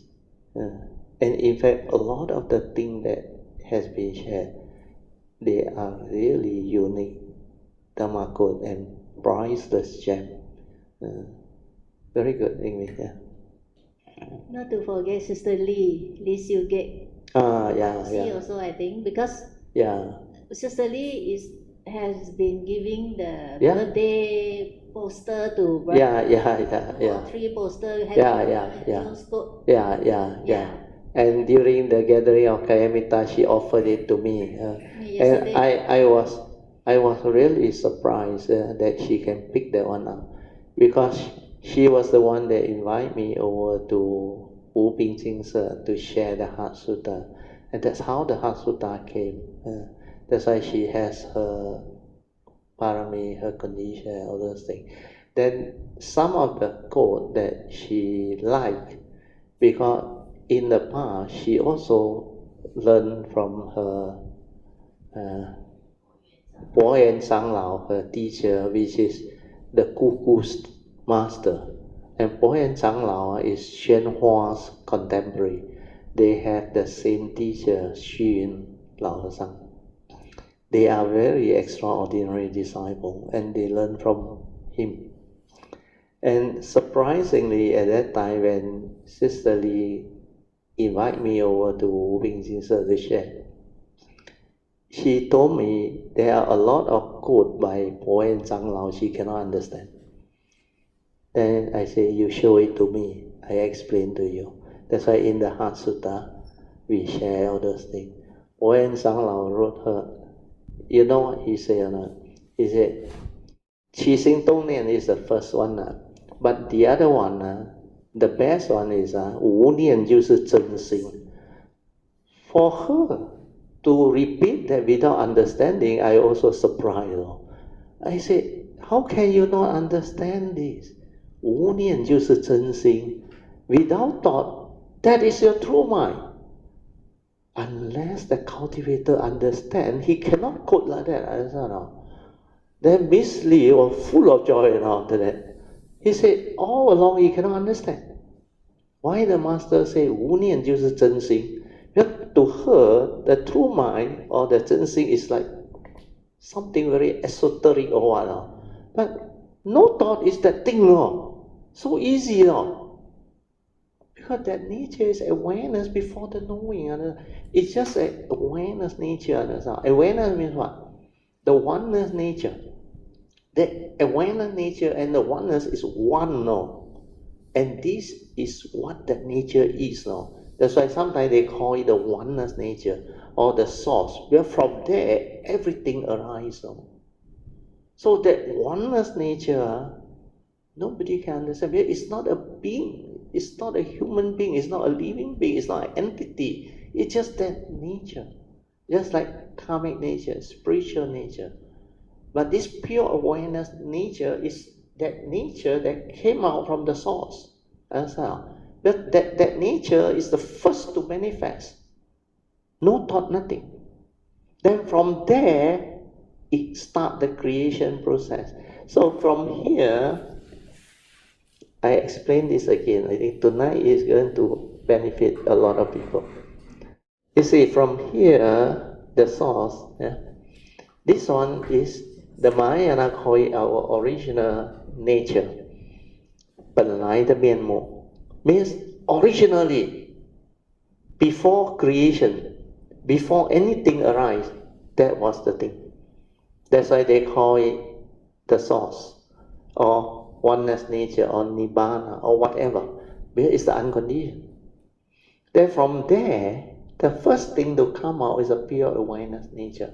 But this one cannot come out unless there is a form and mind through the karmic process, karmically conditioned out. That's why I put here living being, karmic nature. From here, karmic nature condition the form and mind. And through this form and mind, you can locate the gateway to access to the pure awareness nature. Understand? Then when you, through the direct seeing, the pure awareness nature, silent mind, direct seeing, you develop the wisdom.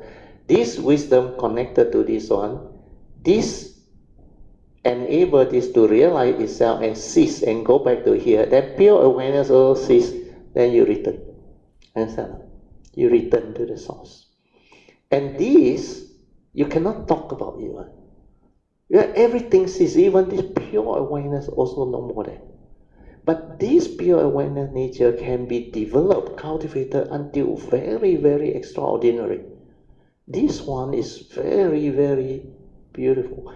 Only Bodhisattva cultivate this one. The same way, don't need to go into it. A glimpse of it is enough. Understand? That's the tea that lead to the cessation of form and mind. The glimpse of it is enough. And the same way to me, like I explained, is the superficial teaching, the initial teaching, and it's relatively much, much easier. But when you go to this one take very long, aeons and aeons and aeons to perfect and cultivate. But this nature is very exceptional.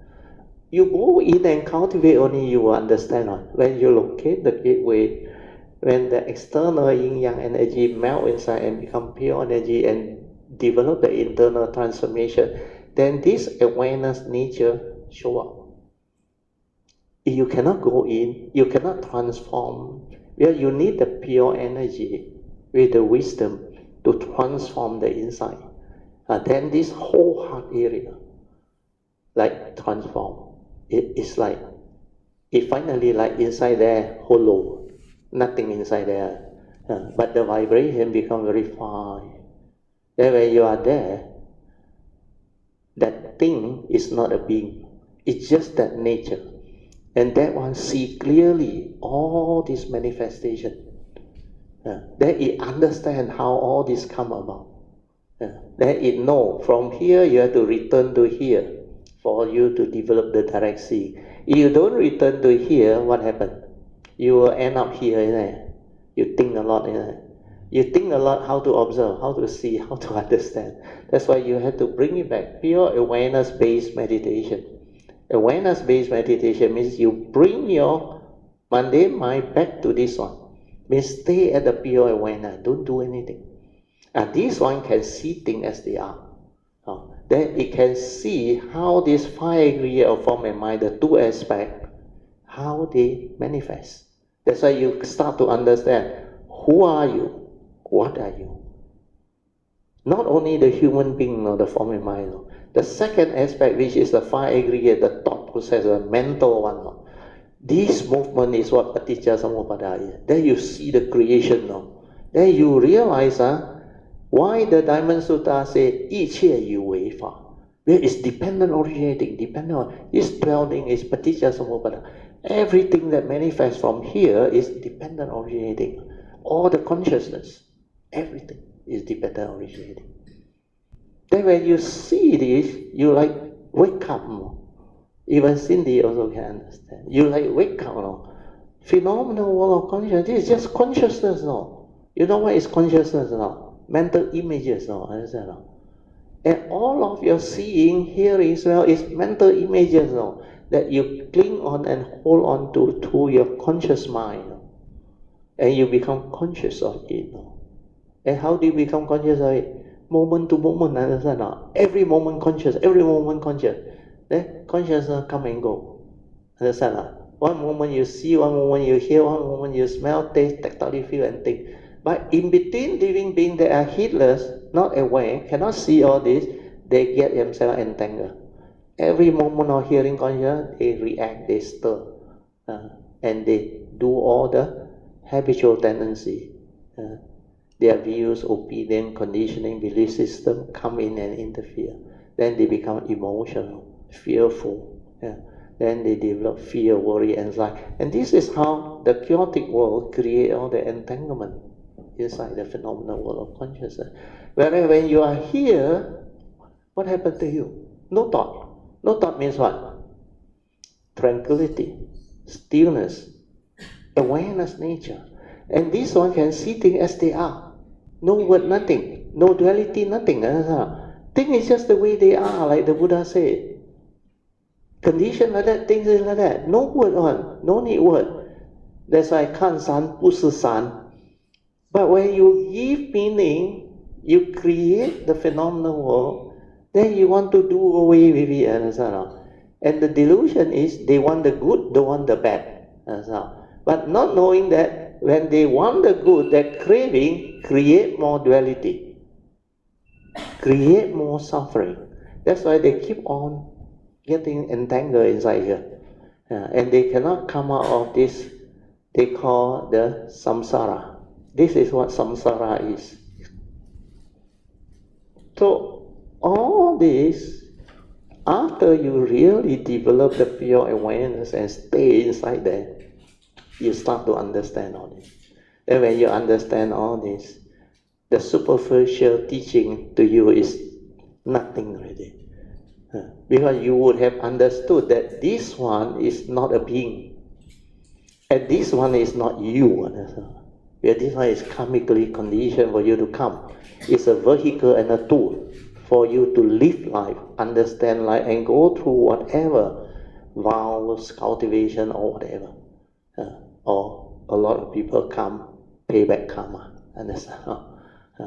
So when you start to see all this clearly, on your own, while you are cultivating the joy that you develop, this is priceless understanding. Then you understand clearly what existence is, what life is, the unreality of form and mind, like the Buddha said, Rupang anicang, Rupang anatta, Vedana anicang, Vedana. All this become very clear. That's why in the yellow card I ask you all to put it into the Bodhisattva vow. So this is what the real, complete extent of the understanding and the cultivation. And this that I explained, you can develop the cultivation to perfect all the understanding, but it takes eons unless you have been cultivating this for very long as a bodhisattva. And then, no more problem. We are at the fourth stage of Bodhi mind development. Bodhi mind that renounces samsara, then to them, the coming is no more issue. It no reality, but wonderful existence. Every life they come, very beautiful. Like this segment of my nature coming, very beautiful. Since birth until this moment. Of course, after 1989 is even more wonderful. And this is what the understanding is. At that time, how can I teach this? That's why I need to teach the superficial teaching, the what they call the 4 Noble Truths, 3 Turning, and the sainthood ways teaching. Then when I went through the Lotus Sutta, you know what happened? All those things that we are going through reminds me of what I did now. What I did over the last 20 years now. I started with the superficial teaching, the skillful means, the expedient devices.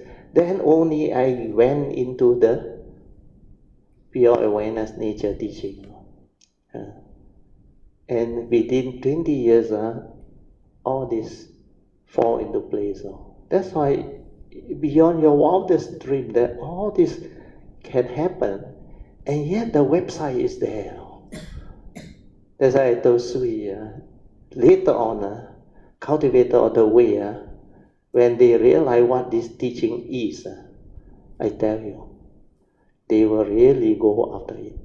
And by then, a lot of cultivators will understand. Well, with the new book, so easy to understand this now. But this one, you don't need to cultivate one now.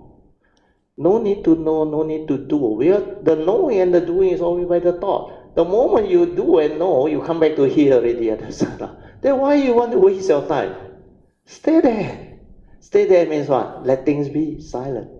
Let it settle down until the Sankhara activity all still, tranquil. You will realize that cessation, the stillness. Then once the cessation comes, when your wisdom is high enough, this pure awareness also ceases, you go into the unconditioned. You will realize initially the unconditioned Nibbana. So this one, Nibbana, is where a lot of cultivators who realize that cessation, they will have a glimpse of what this thing is. But later on, when your perfection develops, this one become exceptional. This one is like hold the understanding behind. That's why this one is the source. From here, everything come about. So if you can go back to here, means you understand the whole creation. You understand what all these are. And this is the beauty of this teaching. That's why the Buddhist teaching is not a philosophy or a way of life or what that a lot of people. It is explaining to you the whole law of existence. Okay, I didn't intend to come up here, but anyway, I'll just take a bit of time. First of all, gratitude to all the Kalyanamittas, because without this platform, I wouldn't really discover the Dhamma. I know that, you know, like how when you live nearest to the school but you never study. My dad was at home every day, but I never really was curious about the Dhamma until around 2017. Then with the objective of spending more time with them, I joined the retreat. Then go and attend and then go and find out what my dad has been teaching, why are there so many people in his class. Then I slowly started doing transcription, recording, and then listening to all the sharings and the life stories really helped me a lot. And all the discussions that goes on really benefited me. And one of the examples also happened today. So that's why it prompted me to share. I know it's already the end, so I'll make it short. First, I think there was talk about how our mind takes a lot of videos of our memories. And then the second hallmark of the Sixth Patriarch Sutra that says Wu Xiang. So today it clicked in my mind that a camera in Chinese is called Xiang Ji. So I realized that it has gotten clearer to me that my mundane mind works like a camera. It's a Xiang Ji, and it's capturing all the Xiang Tian, the pictures that it makes up my world. And before discovering the Dhamma, my camera has been used like a traffic violation camera. You know what I mean? It's stuck in one place with no freedom, and it only nitpicks at all the violations, cars that didn't stop at the line, ran the red light, and it remembers all those bad things in my life. And the world I depict became gradually more and more depressing as I mature in life. When I was younger, it was more happy memories. There was nothing to be sad about. But as I went into later years, and then I realized the challenges in life, hurdles in life, upsets and disappointments, then the world didn't become a very pretty place anymore with all the photos. The way I was just taking one photo per minute. Then after discovering the Dhamma, I am really grateful that just understanding how this works really helped me a lot already. This mundane mind and this camera actually has a lot of freedom. I don't have to put it on a pole and only nitpick at all the bad things in the world. So I take photos of the scenery. At every moment to moment, whatever I'm in, all the happy moments, I choose how to shape the thoughts in my brain, the narrative of the video, the narrative of the photo. Even if it was a wound or anything, it becomes a lesson, a teaching to me. It becomes very meaningful for me to be able to understand what others are going through as well. This is part of life. I learned to appreciate all the pitfalls, and even all the old videos, all the old memories I had, they became happy memories, having gone through them, making me who I am today. So that's what I wanted to share. Sadhu. That's why when you understand life, existence become wonderful. When you understand life, means you are no longer deluded by what happened here. But this is where this direction is, understand? The pure awareness nature is here. So this one is actually the first to come out from the source. Then you got two choices in life. One, the normal people live from here.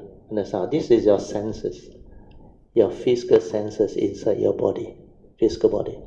So if you live like that, means you create consciousness. Understand?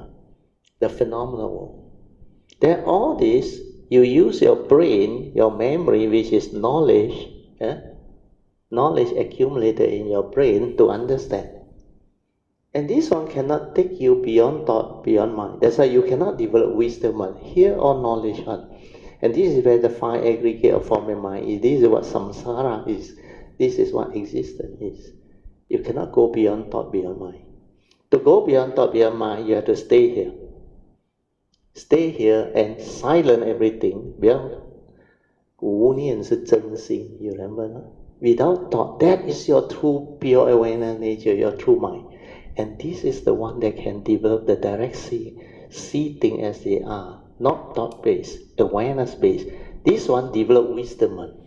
Then this wisdom connected to the senses, this one become enlightened. No longer deluded. It's because of this wisdom. And this one only follow this one when this one exists. But when this one gone, this one also gone. That's why every life you come, you have to start the cultivation again. But you have your karmic nature and your spiritual nature and your understanding through vows, adhitthana, everything to help you. Understand? So that when you come, you straight away, although you cannot locate this, but some great beings like Huineng, born without the mundane mind, they straight away here. Understand? Then they can see all this very clearly. Then for me, when I was 6 years old, I was all the time here. I got hardly any thought. I can recall when I was young. Because my mother told me, she said, "You're very cute. You never cry. Seldom even like cry or what. When I hungry, I just then I want to pee, I then my mother would know. Then I use my leg to shake my that yao lam, the one that put the sarong on. I will do that. And my mother said I'm the easiest to take care. That's why I look back. How come like that? When I was young, 6 years old, I hardly any thought. No. But then when they transfer me back to Alostar, notorious area, then the contamination start. Then these things start. That's why I went through all those things. But it's meant to be. Because after that, when I reached Form 5, that was the turning point. When I know about science, geography, I start to probe. And then everything changes, everything transforms. That's why when you have your past, what I'm trying to explain to you is, this thing and this thing can help you. Understand? When you come. Then like I said, this life, this segment of my nature's coming, I never do anything. I just echo and flow. Technically, it's like when I was young, it showed to me so many things. And I already knew all this has a lot to do with my past. How come I can see and understand all those things? So, during my younger day, I saw a lot of things. Then my life was actually, although in a notorious area, I grew up very well.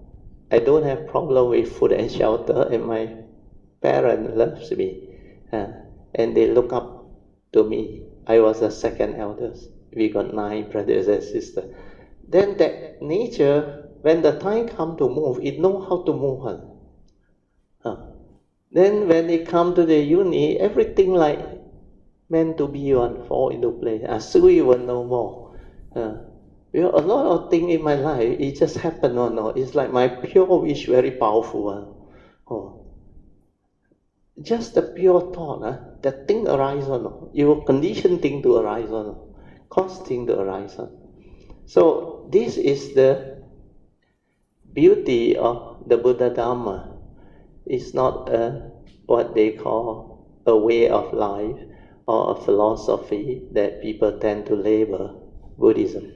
Because very few people understand the true teaching. And the true teaching is so complex, so extensive, and it goes beyond the thought. This awareness is the one that the scientists cannot discover, the nature's energy. That pure awareness, nature's energy. Because that is the missing link. They know a lot about the thought. Then from there, they created science, knowledge, everything. Then they keep on probing. They know their senses are limited. They come out with scientific instruments to help them probe the universe. The various type of telescope and all those things. So this is what the unique Dhamma is all about, the teaching of the Buddha. So hopefully that will give you more understanding and faith, so that when you understand this, you not only understand life, you know how to live life. And that is the most beautiful part. When you know how to live life, every life you come, so beautiful. This one will connect to this very fast. How fast you connect depends. That's why for me, I was lucky. At the age of 35, I connect 1989. Actually, that was also the age Sakyamuni developed full enlightenment underneath the Bodhi tree. He was 29 years old, he left the palace, remember? 6 years later, 35, he became fully enlightened. So at that age, you got a lot of beautiful, meaningful life. You can live life to the fullest and develop understanding. Then my mission this life is to share the two things that I understand that the world needs. That's why Maitreya came. And to him, this is the true Dhamma, Zhen Fa. 请你把正法传下去. He repeated 5 times in golden hue letter, with the laughter at the back there. So all this is what the teaching is all about, and the understanding that can evolve out of this understanding is very, very amazing and very beautiful. And I have yet to come across another teaching that is so extensive and so beautiful and so clear. And no need to believe anything. You can do it and realize it. Because that nature is inside each and every one of us. That's why sometimes they use the word Buddha nature. True nature, oneness nature, original nature, or Buddha nature. That's why everybody has this nature to become Sama Sambuddha. Okay? Sadhu, sadhu, sadhu. I think just nice, 10-15 already. Ngao 18, we exceed a bit. So, fellowship now. Share merit. Okay? Let us rejoice 3 times. Sadhu, sadhu, sadhu.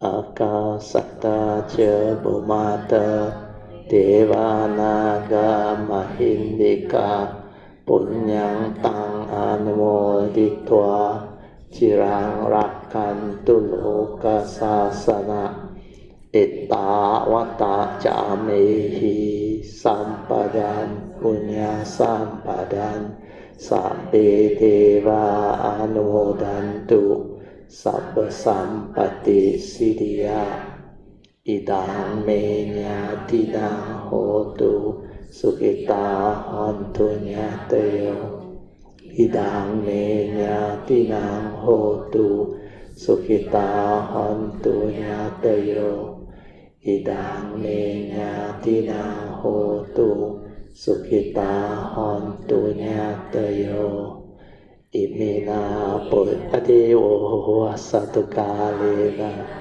สาสสัมปติเหโตเชฟิโตภาวะตุโลโกเชราชาภาวะตุธัมมิโกอิมินาปุญญังคาเมนะมาเมบาลาสมากโมสัตตังสมากโมโหตุยาวานิวานาปาติยาสาธุสาธุสาธุ Okay, you all can now pay respect mindfully to Lord Buddha, Kuan Yin Bodhisattva, and all the worthy ones.